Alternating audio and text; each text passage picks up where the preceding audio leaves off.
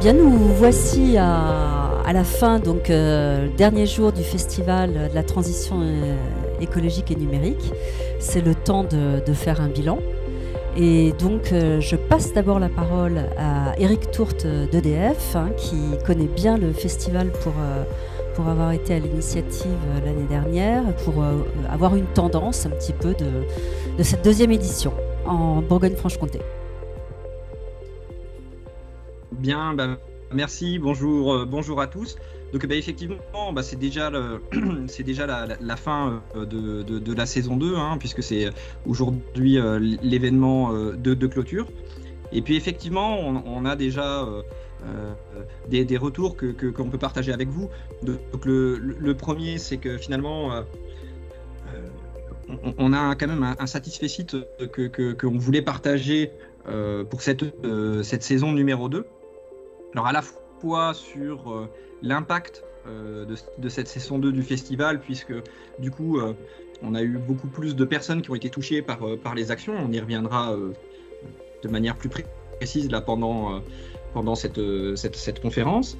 À la fois aussi sur la diversité des actions, puisqu'il y en a beaucoup plus il y a beaucoup plus d'actions variées par rapport à la saison 1. Et puis ensuite sur la couverture géographique, puisque du coup il y a 3 bassins d'emploi qui sont cette année qui ont hébergé des actions avec 26 partenaires pour lesquels je voudrais adresser tous mes remerciements, puisque du coup ce qui fait aussi la particularité de ce festival, c'est finalement que c'est un festival qui s'est monté sur des intentions spontanées d'un certain nombre d'acteurs qui se sont retrouvés tous sur l'ambition et les enjeux qui ont été portés par ce festival saison 2.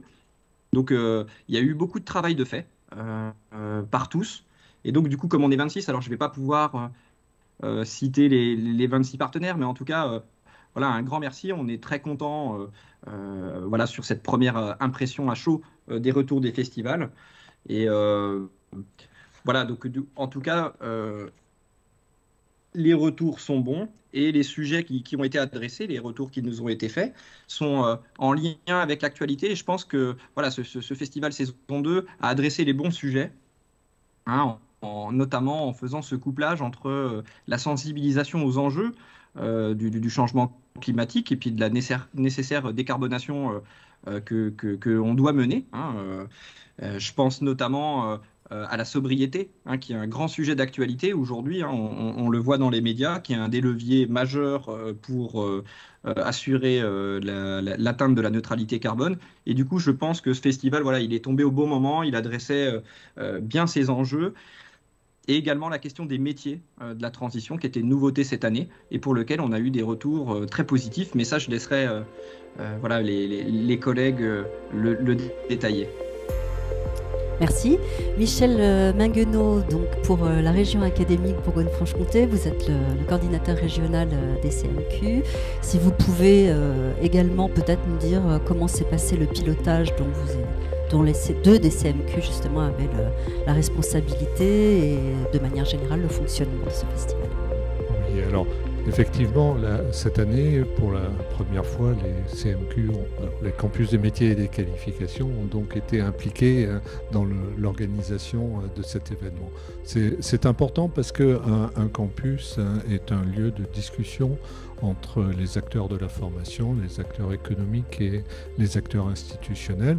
Et on voit bien ici apparaître le lien entre le monde économique, l'ensemble des métiers que l'on va être amené à voir se développer à court et moyen terme, et puis les organismes de formation, puisque les actions ont eu lieu entre autres dans des lycées, dans des établissements scolaires, et puis éventuellement aussi dans des écoles d'ingénieurs comme ce soir. Donc on voit bien qu'il y a un enjeu au niveau de la transition écologique, et bien évidemment on se doit d'être présent. Il est hors de question d'être absent. C'est pour ça qu'on a monté au niveau régional un inter-CMQ autour de la stratégie bas carbone. Donc, au cours de la saison 3, on va pouvoir justement prendre toute la mesure de on va dire, représentation géographique de la région, en espérant pouvoir couvrir des zones qui n'ont pas été couvertes jusqu'à présent. Mais l'idée étant d'offrir les différentes compétences offertes par les CMQ sur ces nouveaux métiers. Donc, automobile et mobilité du futur pour tout ce qui touche l'hydrogène, bois, forêt pour tout ce qui touche le bois et énergie, territoire intelligent qui va devenir énergie et construction pour toute la partie traitement de la construction en termes de énergie, préservation, conservation, etc. Et puis toute la partie solaire, toute la partie éolienne. Et puis le dernier campus, industrie technologique innovante et performante pour toute la filière nucléaire et la filière éco-conception, recyclage. Voilà, donc l'ensemble des CMQ vont œuvrer saison 3 pour couvrir un spectre encore plus large et un territoire géographique encore plus large. Merci beaucoup. À présent, on vous propose donc de faire le tour un petit peu des 3 territoires qui étaient concernés par le festival cette année. On démarre en Saône-et-Loire avec Angéline Ménager du CMQ ITIP, justement dont vous parliez, Michel Minguenot, pour voir un petit peu comment ça s'est passé sur votre territoire en termes de fréquentation, d'événements un petit peu phares. Merci. Donc pour le campus des métiers industrie innovante qui a piloté donc le festival sur le territoire Saône-et-Loire, donc pour la première édition aussi, je rejoins Alain pour un résultat plutôt satisfaisant. On a 865 personnes qui ont été impliquées exactement dans cette édition-là sur le territoire. Bien évidemment des apprenants, des élèves de lycée, étudiants, mais également grand public et entreprises ont été associés. Vraiment le triptyque avec des événements autour des visites d'entreprise, des visites dynamiques où on a retenu un format qu'on va pouvoir essaimer davantage après le festival. Donc on garde des outils qu'on a pu tester pendant le festival. Des conférences, causeries qui ont été organisées aussi tous les lundis pendant ce mois de festival avec des industriels et des partenaires divers. Et puis un outil pédagogique qu'on a pu aussi adapter à la transition, un jeu de plateau qui permet de découvrir les métiers de la transition et qui est en cours d'essaimage, on va dire, dans les lycées où là l'idée c'est de s'appuyer sur des éco-délégués qui ont pu tester l'outil pendant le festival et qui vont maintenant devenir des formateurs pour diffuser ces informations sur les nouveaux métiers. On s'est appuyé aussi sur un gros événement de lancement avec les collectivités en local et puis les industriels. Un événement autour des objectifs de développement durable qui a rassemblé différents publics qui n'ont pas forcément l'habitude de travailler ensemble, comme on le disait tout à l'heure. Et puis on termine tout juste aussi aujourd'hui avec un événement autour de la transition numérique cette fois-ci. On a réuni plus de 115 jeunes autour de la place de l'homme dans la robotique. L'homme et le robot, une collaboration d'avenir. Voilà, donc là, c'était des ateliers ludiques, une plénière sur le campus du Creusot qui ont été plutôt intéressants. Voilà, donc un festival assez dense et des outils qui vont perdurer tout au long de l'année et sur lesquels on pourra s'appuyer, on pense aussi pour l'édition numéro 3 l'an prochain, et avec des possibilités d'interaction avec les autres CMQ dans le cadre du pôle bas carbone qui nous semble prendre tout leur sens en fait aujourd'hui. Merci. Cette fois-ci, donc, nous allons nous diriger vers Dijon avec Mélène Valls, qui est donc du campus Green City à Dijon, où énormément d'animations sur la place ont lieu également. Oui, effectivement, concernant Dijon et ses alentours, du coup, on se félicite, tous les partenaires se félicitent en fait de cette seconde édition du Festival de la transition écologique et numérique, donc qui a été piloté par le CMQ Green City. Au total, en fait, la variété des actions que nous avons proposées sont en lien avec les deux thématiques de ce festival, à savoir sensibiliser aux enjeux de la transition et faire découvrir les métiers qui y a trait. Ça nous a permis de toucher un large public. Notamment, on a commencé dès le niveau collège en fait, à sensibiliser aux activités de la transition écologique et numérique en proposant diverses actions comme de l'escape game mobile, des mini-fresques quiz ou des pros en classe. Au total, on a touché plus de 550 collégiens sur ce festival, durant ce mois de festival. Sur le public cible lycéens étudiants, on a proposé également énormément d'actions. Notamment une déclinaison de tout ce qui est fresque du climat, fresque de la construction, fresque de la ville. Et puis, on a proposé également des événements d'open innovation avec l'organisation d'un hackathon Hack to Horizon en lien avec le projet Response qui se tient à la Fontaine Douche de Dijon, avec 45 étudiants de 11 établissements différents et 9 porteurs de défis. Donc, je voudrais revenir sur une action phare qui s'est déroulée sur le périmètre de Dijon. C'est l'organisation de l'événement jeunesse sur la concertation du mix énergétique en France. Nous avons eu la chance de co-organiser avec l'Adréal cet événement qui s'est déroulé en plusieurs phases. Une première phase, environ 45 étudiants et lycéens sont venus pour être sensibilisés au mix énergétique en France et créer leur futur désirable, c'est-à-dire qu'ils ont fresqué sur des grands panneaux quel serait pour eux leur futur désirable. Nous avons eu ensuite la chance que ces lycéens puissent proposer leur futur désirable, donc plus de 35 propositions à Sophie Mourlon, qui est la directrice à l'énergie, et les 3 meilleures propositions qui ont été retenues, ont été présentées à Olivier Véran au cours de l'après-midi. Merci beaucoup. Nous nous dirigeons maintenant vers la région Nord-Franche-Comté avec Alain Daubat, donc d'EDF, qui a coordonné, piloté la programmation sur ce bassin d'emploi. Alain Daubat, vous êtes avec nous ? Sur le Nord-Franche-Comté, c'était la première.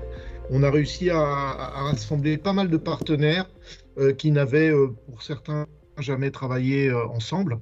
Et donc, c'est un premier succès. On espère pouvoir, l'année prochaine, confirmer ce succès en augmentant le nombre d'événements et puis peut-être autour d'un événement grand public qui n'a pas eu lieu. Voilà, c'est peut-être ce qui nous manque, un événement grand public qui soit un peu marquant dans le territoire. Notre enjeu, c'est de faire notamment reconnaître toute cette filière industrielle de l'énergie qui est dans le territoire de Nord-Franche-Comté. L'industrie automobile est connue, mais l'industrie de l'énergie qui est ô combien concernée par ces enjeux de transition écologique, elle est très présente, mais finalement peu connue en dehors des problématiques particulières qui sont celles de General Electric. Voilà, donc il y a tout un tissu industriel qui a vocation à être animé et qui a des besoins de recrutement. Donc c'est aussi la raison pour laquelle il était important qu'on soit présent dans ce festival. C'était d'avoir une présence autour des métiers de l'énergie et pour parler aux jeunes du territoire qui sont susceptibles de rejoindre ces entreprises qui vont travailler dans le secteur des énergies bas carbone. Merci. Je laisse peut-être maintenant la parole à Eric Tourte qui a ouvert ce plateau et pour une conclusion du festival, un bilan. Merci Valérie. Donc effectivement, on l'a entendu, je vais rebondir là sur les propos qui ont été tenus par mes collègues en amont, mais voilà, le retour d'expérience à chaud est très positif et voilà, il nous donne tous envie de nous mobiliser pour une saison 3 l'année prochaine, pour laquelle on va se mettre au travail très rapidement. Alors, effectivement, ce qu'on va avoir envie de faire, c'est d'aller plus loin à la fois en termes d'impact. Alain l'a dit, on a par exemple peu touché le grand public sur cette saison 2. On va bien entendu augmenter la couverture géographique. On va chercher à étendre les actions au-delà de 3 bassins d'emploi. Et comme l'a dit Angéline et Michel, cette année, c'est les CMQ qui ont coordonné la mise en place du festival, de cette saison 2. Et l'année prochaine, l'idée, c'est de s'appuyer plus largement sur les CMQ qui constituent le pôle bas carbone. Donc, c'est ce que disait Michel tout à l'heure. C'est donc le CMQ qui traite de la question de la mobilité du futur, le CMQ qui traite de la question de la décarbonation dans les villes, le CMQ qui traite de la question de l'industrie et celui qui traite de la question du bois et de la forêt. Et quand on voit, en fait, quand on met bout à bout finalement le champ qui est couvert par ces 4 campus, on s'aperçoit qu'on va traiter en fait tous les domaines d'émissions clés de gaz à effet de serre. Donc du coup, ça a vraiment tout son sens de laisser le pôle bas carbone, on va dire, au centre de ce festival de saison 3. Et puis je crois que l'autre point très important, il a été mentionné par Alain, Angéline y a également fait référence, c'est-à-dire qu'aujourd'hui on va avoir des besoins de recrutement massifs, on le sait. Des besoins de recrutement massifs au niveau des industriels, au niveau du secteur énergétique, de la mobilité, enfin l'ensemble des champs finalement qui sont couverts, des métiers qui sont couverts par les 4 campus. Et puis tout cela, ça se déroule à la fois dans un tempo où on doit accélérer, mais aussi dans un contexte où on a des mutations technologiques qui appellent en fait finalement de nouvelles compétences pour pouvoir tirer parti de ces innovations technologiques qui vont elles aussi être une des clés de l'atteinte de la neutralité carbone. Donc tout ça est très, très encourageant. Donc, il semble évident qu'on va continuer, en tout cas, avec cette jambe droite et cette jambe gauche, qui sont d'un côté la sensibilisation aux enjeux, tel que ça a été présenté, avec pas mal d'actions innovantes. On est allé beaucoup plus loin que la saison 1 cette fois-ci. Et puis, la jambe droite avec les métiers, puisque il nous semble clair que ce festival, son ADN, c'est que parler de la décarbonation, de cette nécessaire transition qu'on doit mener dans un rythme très rapide, elle doit se faire de manière cohérente avec les bonnes compétences au bon endroit pour la mettre en œuvre. Et donc, c'est vraiment, je pense, un point d'équilibre important qui a été trouvé à l'occasion de cette saison 2 et pour lequel les campus ont été au cœur du système. Sans oublier, bien entendu, tous les partenaires. Enfin, on va avoir l'occasion, en tout cas, de partager ensemble assez rapidement pour faire un retour d'expérience plus à froid avec tout le monde, pour trouver bien évidemment des pistes d'amélioration et puis définir les modalités qui vont nous permettre d'atteindre une ambition plus élevée pour la saison 3. Et donc, bien évidemment, voilà, on espère que l'ensemble des partenaires qui étaient présents dans la saison 2 seront là pour la saison 3, mais en tout cas, il me semble que, vu d'aujourd'hui, les ingrédients sont là, les résultats sont là, et puis la dynamique est présente. Donc voilà, il y a bon espoir de se retrouver l'année prochaine. Merci beaucoup pour cette conclusion. Merci à vous tous pour votre bilan. Et puis donc, rendez-vous à la 3e saison l'année prochaine pour le festival donc, de la transition écologique et numérique.